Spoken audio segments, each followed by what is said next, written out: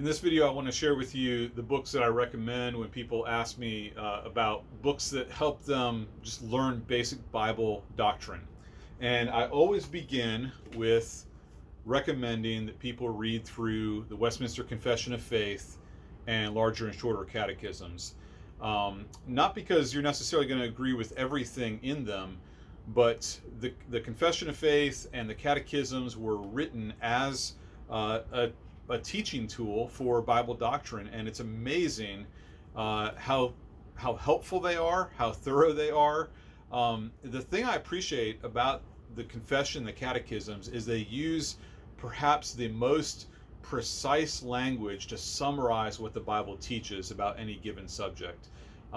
Those who wrote these confessions between the years 1643 to 1647 really put so much time into being careful with their words and using an economy of words that helps, in a sense, pack the most truth into the most dense statements. The other thing I love is if you get a version like this one, it has all the scripture proofs right in it. And so you'll notice here, for instance, on justification, that's the confessional statement, and all of that are the scripture references that it's drawing from. So I would encourage you to start there. In my own life, my summary of Bible doctrine came from learning the confession and having to memorize a shorter catechism in seminary, probably more than just about any other resource. The next one I would recommend is a very short book by John Stott called Basic Christianity, a great short summary of the Christian faith. Stott is always a solid read. You can't go wrong there. This book by Wayne Grudem, Bible Doctrine, is a shorter version of his systematic theology. It's made to be accessible to anyone. And again, Grudem is just such a lucid writer, very good at making doctrine practical and helping you see that doctrine's meant to be lived, it's meant to be sung.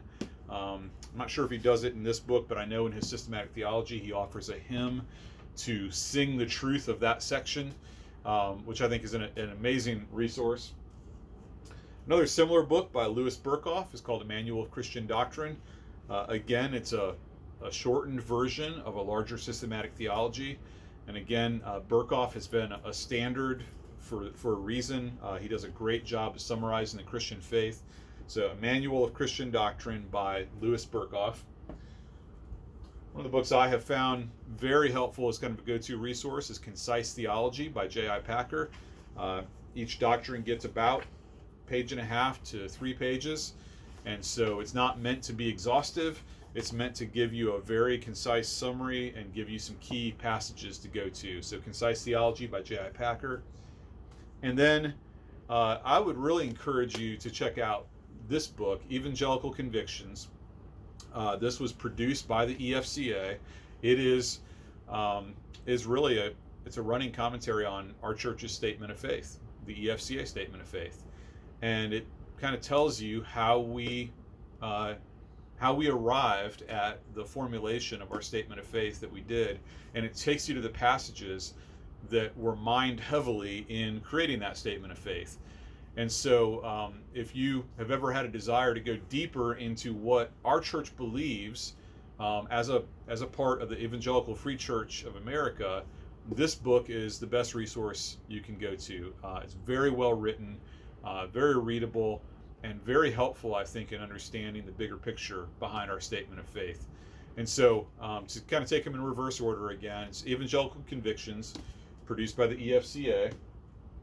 He's not listed here, but Greg Strand, the Director of Theology and Credentialing, is the primary person responsible for this book. Concise Theology by J.I. Packer. A Manual of Christian Doctrine by Louis Berkhoff. Bible Doctrine by Wayne Grudem. Basic Christianity by John Stott. And then any version of the Westminster Confession of Faith, the Westminster Standards, with the larger and shorter catechism, with the scripture references, would be incredibly helpful. So I hope that those are helpful to you. And As with any of the books I recommend in these videos, if I've got it on my shelf and you're interested in it, you are welcome to borrow it.